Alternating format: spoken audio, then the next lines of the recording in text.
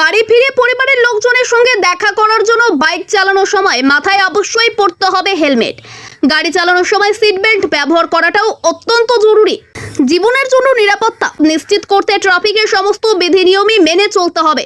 জনমানুষের সচেতনতার বার্তা পৌঁছে দিতে বিশেষ উদ্যোগ নিয়েছে জেলা ট্রাফিক পুলিশ বিভাগ।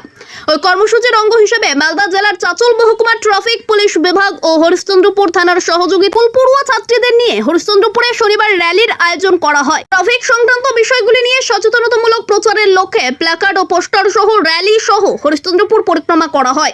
পাশাপাশি হরিশ্চন্দ্রপুর কিরণমালা বৃদ্ধাশ্রম স্কুল প্রাঙ্গণে একটি সচেতনতামূলক সভাও করা হয়। সভায় ছাত্রীদের সচেতন করতে পুলিশ ও ট্রাফিক বিভাগের আধিকারিকেরা ট্রাফিক আইন, বাইক চালানোর সময় মাথায় অবশ্যই পরতে হবে হেলমেট, গাড়ি চালানোর সময় সিট বেল্টের ব্যবহার কতটা জরুরি, এই সমস্ত বিষয়গুলি নিয়ে বিস্তারিত আলোচনা করে। বিস্তারিত জানতে ভিডিও প্রতিবেদনটি দেখুন